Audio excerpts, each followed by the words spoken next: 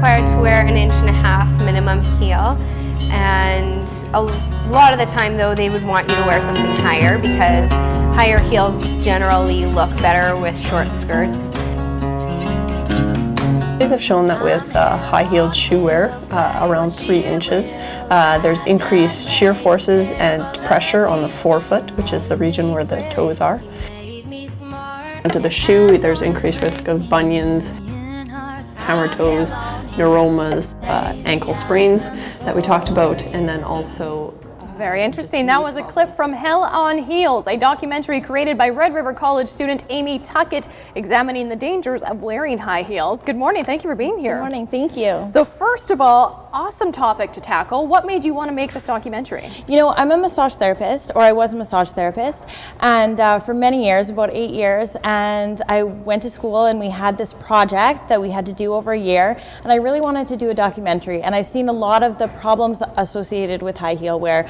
Women with lower back issues, with shortened calves or gastrocs, that type of thing. And I really, when I heard about these girls having to wear high heels in a restaurant and being forced to wear it, I couldn't imagine what that does to the body, and I really had to speak out about it. Because that's just it. We're not talking about women just choosing to wear high heels out for dinner or this and that. There are actual restaurants that you found that require mandatory heels? Yeah, there's several restaurants in the city that require a mandatory heel height, and it really is a workplace health and safety issue. And that's what I'm trying to bring to the forefront with this documentary, that it's a woman's choice to wear heels and that they shouldn't be forced to wear them at work, especially when it is detrimental to their health.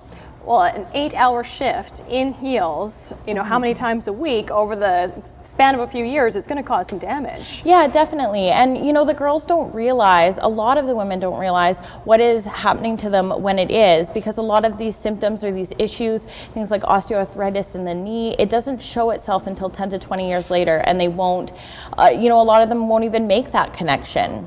So in addition to creating the documentary, you're actually calling on the province for some change. You've created a petition? Yes, I've created a petition on change.org, and it's going to Minister Howard, who's the Minister for the Status of Women, as well as Workplace Safety and Health. And I want them to recognize this issue and really take into consideration legislation against mandatory heel heights. So you have about 100 signatures so far, but you want more. Yeah, I definitely want more. Actually, change.org from Toronto called me, and they want to push it nationally so that they turn this into a national campaign. So I'm really hoping to start change in Manitoba and then maybe change everywhere.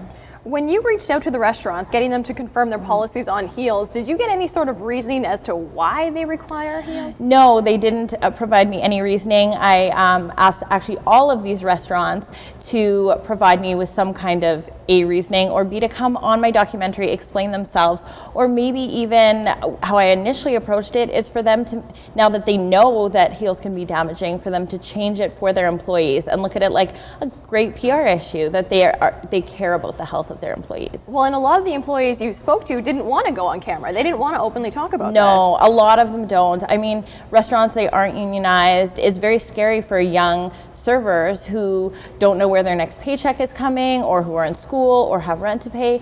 They don't want to stir anything up, and they know that they could be fired for it.